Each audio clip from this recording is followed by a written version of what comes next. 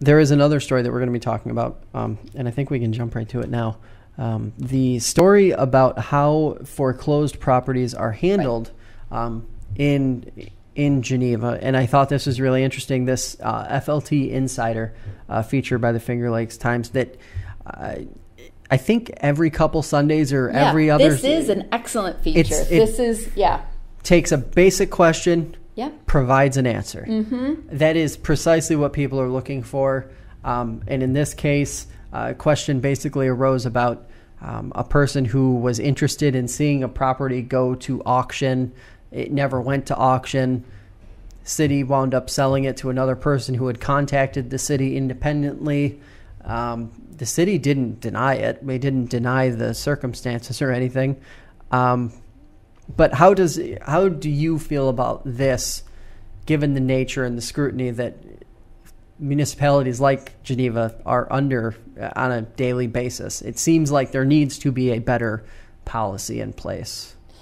Yeah, I have always felt that the auction, every property goes to auction just to the highest bidder, has been the worst possible policy for disposing of property ever, because it essentially makes the outcome of the sale random and haphazard. And those are basically like, if you want good government, you do not want random government. I don't think random and good generally go together unless you're talking about like random acts of kindness. But random acts of government are not a good idea. So that is not good. So what used to happen is property gets foreclosed. Geneva opted out of Ontario County's general auction. So like the steps of City Hall, you'd have, guess what? Here's the property that's available. You can come bid on it. So people want to know why there was such a rise of absentee landlords. People find out like, hey, there's going to be an auction. Sure, I'll go in and put in a bid for $5,000, $7,000. And all of a sudden you've got a house. So I actually support the city taking a more strategic perspective towards how they deal with foreclosed properties, whether those are being taken for back taxes or are otherwise have been abandoned or something. But we have a master plan. It says certain things about certain neighborhoods, about certain priorities. I do believe that once the city identifies an intended use for a property, for a piece of property, that there should be an opportunity for an open process. So I, frankly, have had my eye on several properties that I thought could have a better use than what they have right now, and have thought, man, if that comes up for taxes, it should be used for X, Y, or Z. Mm-hmm. And, in my capacity as managing a nonprofit, I've approached the city about certain properties and said, you know what, we could use this for something great for the community. I would still expect that idea, let's say the city says, absolutely, that's the best idea, that's what we want to do. I would still expect that anybody else who would achieve that same objective would have an equal opportunity to purchase that property. I think it's fine for the city to determine an outcome, but I then think there still has to be a process that achieves that outcome.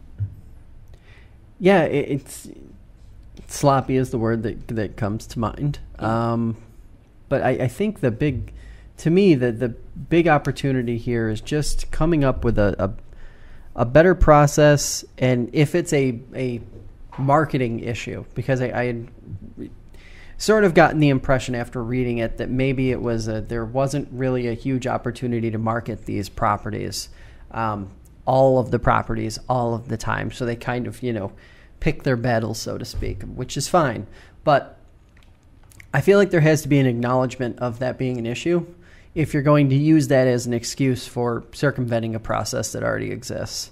If the process is property goes to bid, right, and you're going to temporarily or from time to time allow that process to not happen and go a different route, then you've got to, right?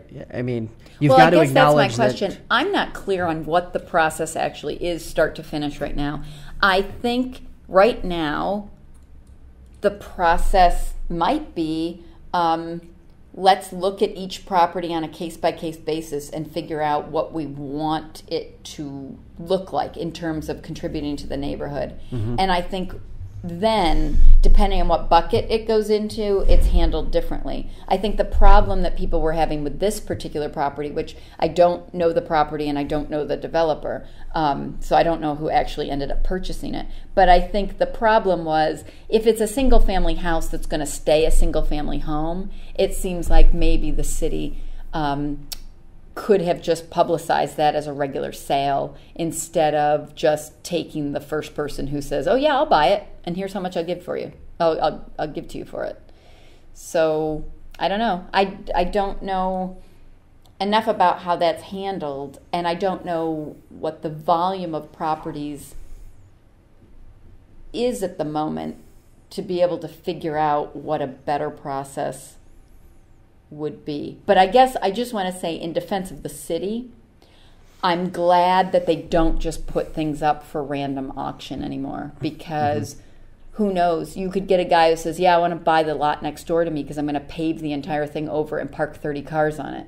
Let me tell you, once that horse is out of the barn, that's what you're going to have. Right. That's not really fair to the neighbors. So I do think that the city has an interest in saying, we're going to hold these back, we're going to determine what it should be, and then we'll see if people are interested in that idea. Yeah. So big issue, and this is one of those. This is probably the most interesting electoral story we have left on the docket, because we have a guy who, a representative who is facing insider trading charges, but is going to stay on the ballot. Yeah. He could be elected. And honestly, I looking at the voter composition of the district and looking at the trends, it could happen. Yep. It could really happen. Chris Collins could win re-election and continue serving until convicted. Yeah. It is just so strange to me.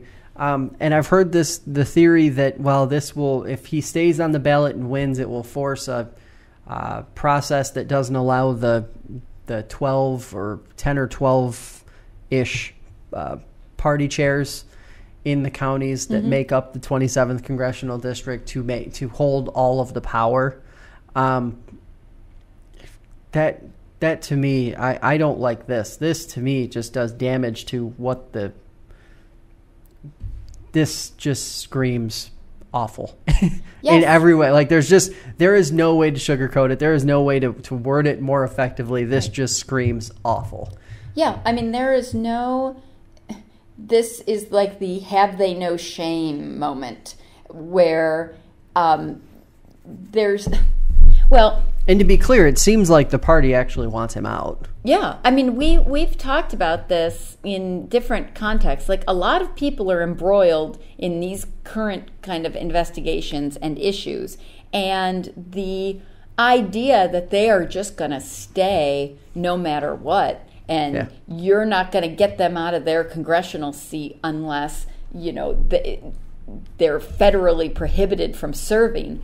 I just think, what kind of arrogance is it to think, not only am I the best person for this seat, but I am the person who, despite potential wrongdoing, now I understand he's going to say it's just alleged wrongdoing, right, but the fact of the matter is you've gotten close enough to something that you're wrapped up in some charges. You don't think that it's in the best interest of your district to let somebody else who's not going to be sidetracked and distracted by that kind of stuff going on represent the district? That just means it's really about you. It's not about the people. It's not about your constituents. It's not about the area you represent. It's about you like your job and you don't want to lose it, and they can't push you out, so who cares? And I don't like that.